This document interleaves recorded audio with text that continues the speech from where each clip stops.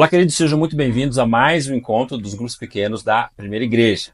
Me chamo Paul, pastor titular da Igreja Presbiteriana de Ponta Grossa, e hoje nós vamos continuar conversando sobre o tema Encontros com Jesus. E hoje nós vamos falar sobre o capítulo, o primeiro cristão. Como funciona e como acontece a nossa fé. Para o estudo de hoje, nós vamos então ler João capítulo 20, do versículo 1 até o versículo 18. Por isso, nesse momento, você deve pausar o vídeo e aí no seu grupo a ler, todos juntos, lendo o texto. João, capítulo 20, do versículo 1 até o versículo 18. Vamos lá? Vamos ler? Muito bem, queridos. Com a primeira parte desse texto que nós lemos, dessa perícope, nós aprendemos que a fé em Jesus Cristo, ela é, ao mesmo tempo, impossível e racional. Queridos, com a nossa atual percepção e sensibilidade das coisas de Deus, né, da nossa percepção imperfeita, é impossível por nós mesmos desenvolver uma fé viva, vibrante, genuína e verdadeira. A fé verdadeira, ela é impossível para nós, seres humanos, caídos e corrompidos pelo pecado. Quando nós olhamos para os evangelhos, nós percebemos que Jesus, repetidas vezes, afirmou que morreria e que ao terceiro dia ressuscitaria. Mas, embora Jesus tenha afirmado isso, parece que as pessoas não entenderam muito bem. Essa informação foi tão difundida que nós vemos lá em Mateus que os inimigos, né, de Jesus, eles mandam guardas guardar o túmulo de Jesus ali após a sua morte, porque essa era uma notícia muito difundida.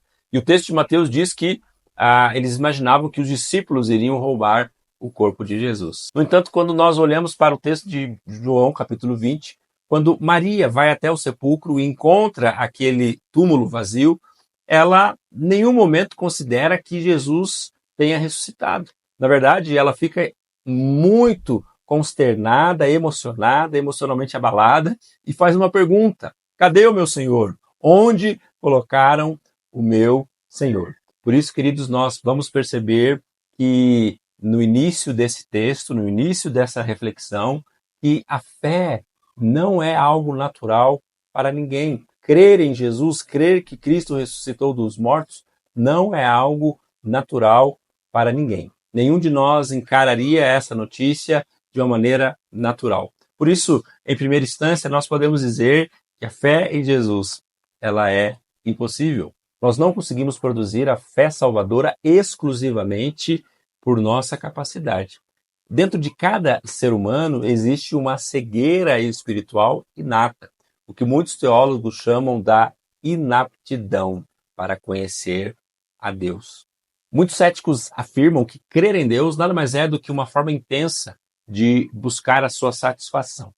Mas a maioria deles também não debate que nós temos muito mais razões para desacreditar em Deus do que acreditar em Deus. Queridos, quando nós nos deparamos com um livro como a Bíblia, ou quando nos deparamos com uma mensagem do Evangelho, é fácil perceber que se o Deus que está sendo ali mencionado é verdadeiro, então nós não temos controle sobre a própria vida. E isso, humanamente falando, naturalmente falando, é motivo suficiente para desacreditar. Ninguém quer largar as rédeas da sua própria existência. Todos nós temos camadas profundas de preconceito contra a ideia de um Deus poderoso, eterno, fazendo grandes exigências contra nós. O verdadeiro cristianismo é muito mais do que um conjunto de princípios éticos e morais a serem adotados. Antes disso, o cristianismo é um relacionamento pessoal com Jesus. E por isso, queridos, talvez você está vendo esse estudo e talvez você tenha dúvidas em relação à existência de Jesus, à existência desse Deus. Talvez você frequente a igreja, mas ainda não tenha uma fé verdadeira. Então, nesse caso, eu quero te convidar a orar. Por que não orar? Timothy Keller deixa aqui uma sugestão de uma oração. E ele diz assim: Deus, não sei se o Senhor está por aí, mas sei o que é preconceito e estou disposto a desconfiar dele. Portanto, se o Senhor estiver por aí e se eu for preconceituoso, ajude-me a vencer o problema. Assim como Jesus veio ao encontro de Maria e a ajudou a crer na ressurreição, nós também precisamos que Jesus venha ao nosso encontro e nos ajude a crer. Maria não creu em Jesus até ele ir ao seu encontro. Ela estava agitada, em pânico, chorando e incapaz de enxergar Jesus bem diante dos seus olhos. Por isso, a fé, em um certo aspecto, ela é impossível. Ela é impossível porque nós não podemos produzi-la, nós não podemos criá-la, e ela só pode existir através de uma intervenção do próprio Jesus em nosso favor. Bom, em segundo lugar, na primeira parte desse texto, nós vamos aprender, então, que a fé é racional. Mas, para a gente falar um pouquinho disso, vamos refletir sobre uma pergunta. Por que Pedro, João e Maria não acamparam 24 horas por dia à espera da ressurreição de Jesus? Como nós dissemos agora há pouco, Jesus repetidas vezes afirmou: ressuscitarei. Mas, quando nós olhamos para o relato dos evangelhos, não foi isso que aconteceu. Então a pergunta que nós precisamos fazer para entender isso um pouco melhor é: por que eles não estavam esperando testemunhar um milagre? Para nós entendermos isso, nós precisamos entender um pouquinho do pensamento dos povos daquele tempo, daquela cultura, daquele contexto. Nem os judeus, nem os romanos e nem os gregos acreditavam na ressurreição corpórea de um indivíduo. E vamos entender isso um pouquinho melhor. Bom, os gregos e mais tarde os romanos acreditavam que todas as coisas físicas, incluindo o nosso corpo, eram fonte de fraqueza e do mal. E o espírito, ou seja, o mundo espiritual, era fonte da força e da bondade. Por isso, queridos, na mentalidade dos gregos e depois dos romanos, a salvação e a libertação da alma estava relacionado à alma se libertar do corpo, porque o corpo representava a maldade e a fraqueza. Por isso, segundo essa visão, queridos, a ressurreição do corpo não seria algo desejável, absolutamente não seria desejável. Então eles poderiam se perguntar: por que um Deus faria isso? Por que um Deus se submeteria a isso? Já conforme a visão dos judeus, eles enxergavam o mundo material como parte da boa criação de Deus. Os judeus também acreditavam que os justos haveriam de ressuscitar, haveria uma ressurreição geral dos justos lá no último dia, no final dos tempos. Mas ninguém, nem judeu, nem grego, nem romano, acreditavam que um indivíduo poderia ressuscitar no meio desta jornada. Eles não criam que Deus poderia levantar alguém da morte no meio da história. Ainda mais, queridos, um judeu jamais acreditaria que um homem pode ser o Filho de Deus. Os judeus passaram a vida inteira aprendendo que o ser humano não pode ser a Deus. Eles professavam, então, uma visão da transcendência de Deus. Então, a ideia de um Deus homem era impensável para um judeu. Junte todos esses fatores e você verá que para os judeus do primeiro século, a ideia da ressurreição de Jesus era basicamente inconcebível.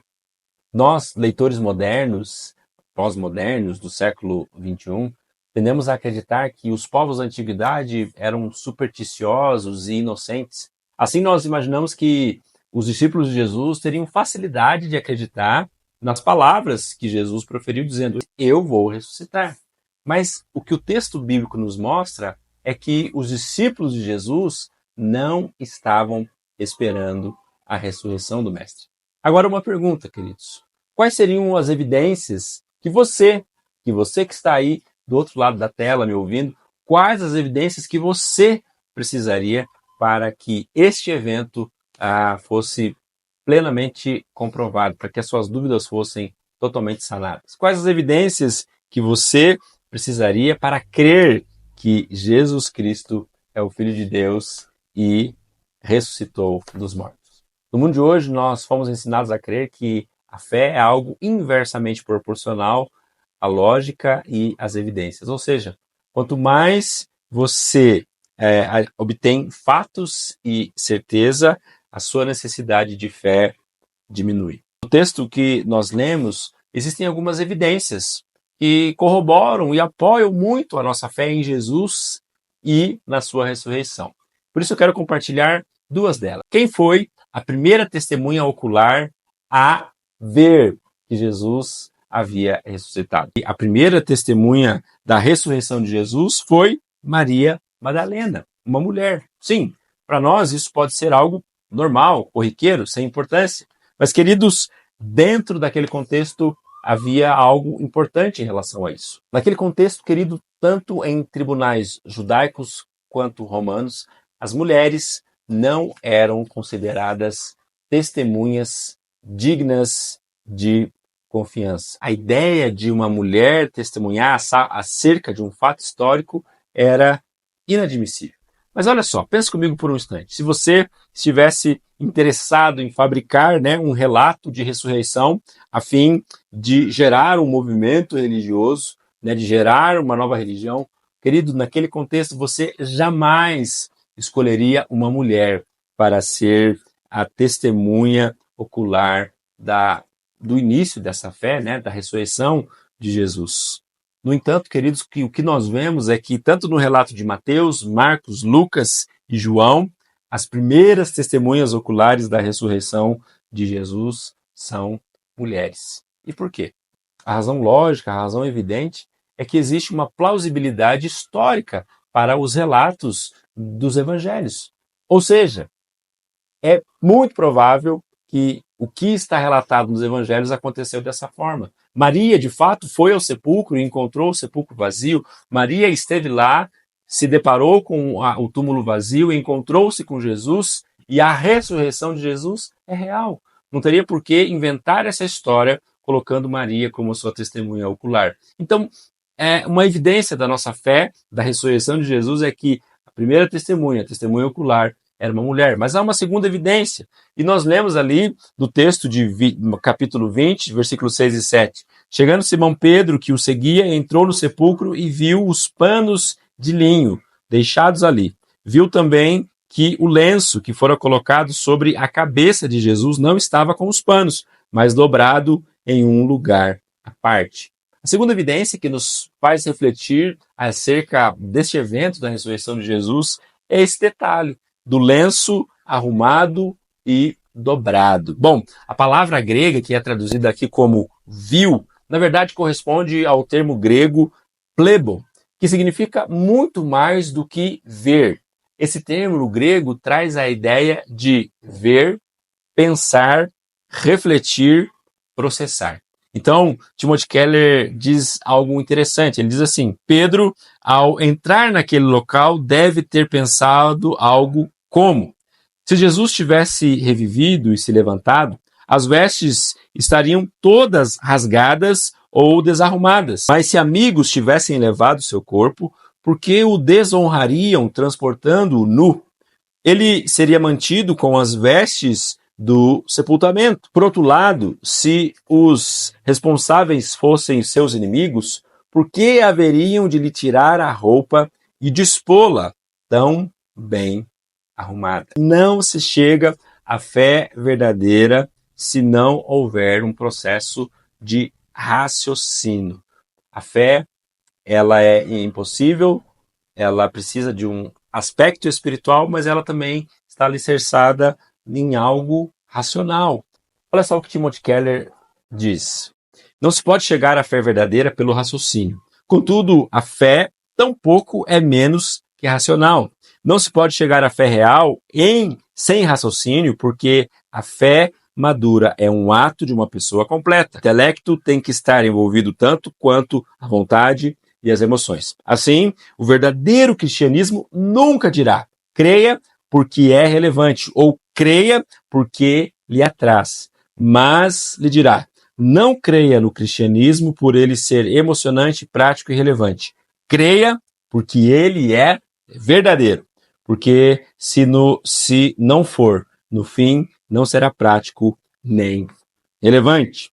Você só consegue enfrentar o sofrimento e as questões que lhe são propostas se crer que o cristianismo não é apenas relevante e emocionante, mas também verdadeiro. Portanto, a fé em Cristo é impossível e, ao mesmo tempo, racional. A fé é um ato de Deus. Nós não podemos crer por nós mesmos, nós dependemos de uma ação de Deus. Assim como o Senhor se moveu para que Maria pudesse crer. A fé também é um ato de razão, racionalidade. E nós temos boas evidências que apontam para a ressurreição de Jesus. Assim como Pedro entrou naquele lugar e raciocinou, pensou, encontrou as evidências. A nossa fé não se baseia numa mentira, numa falácia. E o verdadeiro cristão não dirá para você, creia e não pense sobre isso. Mas creia porque é verdadeiro. Creia porque há evidências que alicerçam aquilo que nós cremos. Mas finalmente, queridos, chegando no final desse estudo, nós vamos entender então que a fé vem somente pela graça e por meio da graça. Então eu quero ler com você agora do versículo 11 até o versículo 21. Maria, entretanto, permanecia junto à entrada do túmulo, chorando. Enquanto chorava, abaixou-se e olhou para dentro do túmulo. E viu 2 anjos vestidos de branco, sentados onde o corpo de Jesus fora posto, um à cabeceira e o outro aos pés. Então eles lhe perguntaram, mulher, por que choras? E ela lhes respondeu, porque levaram o meu Senhor e eu não sei onde o puseram. Tendo dito isso, voltou-se para trás e viu Jesus em pé, mas não reconheceu que era Jesus. Perguntou-lhe Jesus, mulher, por que choras? A quem procuras? Ela, supondo ser ele o jardineiro, respondeu, Senhor, se tu tiraste, dize-me onde o puseste, e eu o levarei. Disse-lhe, Maria. Ela, voltando, lhe disse em hebraico, Rabone, que quer dizer mestre. Recomendou-lhe Jesus, não me detenhas, porque ainda não subi para meu pai, mas vai ter com os meus irmãos e diz-lhes, subo para o meu pai e vosso pai, para o meu Deus e vosso Deus. Então Maria Madalena saiu, anunciando aos discípulos, viu o Senhor e contava que ele lhe dissera estas coisas. A fé é um ato de graça, de pura graça. Olha só o que Timothy Keller escreve. Por que choras? A quem procuras? Esse versículo expressa um convite mais penetrante à ambição dos seus horizontes e ao reconhecimento. Por maior que fosse a sua devoção a ele e de que a ideia que fazia dele ainda era limitada demais. Maria, ao ouvir as perguntas de Jesus, interpreta errado e toma-o como o zelador. Ela não consegue reconhecer. E ele diz, Maria. Então, como o próprio Cristo diz lá em João capítulo 10, as minhas ovelhas reconhecem a minha voz. Naquele momento, Maria é tomada por um sentimento maravilhoso, é quebrantada diante do seu mestre que ali estava vivo. Ele vive. A verdadeira fé, ela é sempre pessoal. Timothy Keller diz assim, se você crê somente que Jesus morreu para perdoar os pecados das pessoas em geral, mas não acredita que ele morreu por você, não está tomando posse de Jesus em fé. Nunca o ouviu chamá-lo pelo nome. A verdadeira fé é um ato de graça e é um ato pessoal. Nesse texto nós vemos aqui a amabilidade de Jesus de uma maneira quase que palpável.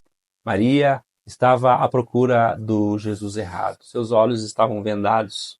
E ela estava ali à procura do Jesus morto. Aquele que havia sido vencido pelos seus algozes, que havia sido vencido pela morte. A cegueira de Maria era tamanha que mesmo diante do próprio Cristo, ela não conseguiu vê-lo, não o reconheceu, achando que aquele homem era apenas o zelador. Mas Jesus vai até ela. Jesus vai até ela. E como diz Timothy Keller, ele trabalha com delicadeza para lhe abrir o coração e rompe, afinal, a barreira ao lhe dirigir a palavra de modo pessoal. A fé de Maria vem pela graça. Ela nada faz para merecê-la. Nós, por nós mesmos, não poderemos encontrar a Jesus, a não ser que ele venha até nós, de uma maneira pessoal, de uma maneira que nós possamos reconhecê-lo. Por isso, Timothy Keller termina dizendo assim, se você crê que Jesus foi um grande mestre, que pode ajudá-lo e entender as suas orações, caso viva segundo os seus preceitos éticos, você ainda não é um cristão. Porque isto é uma crença geral, mas não a fé salvadora.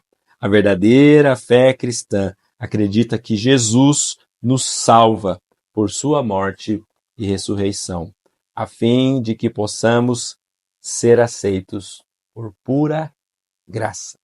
Portanto, a fé é um dom de Deus, edificada sobre o pensamento e evidências, ativada pela intervenção miraculosa de Deus, baseada na descoberta radical de que Jesus conquistou tudo de que necessitamos e de que podemos ser adotados e aceitos na família de Deus.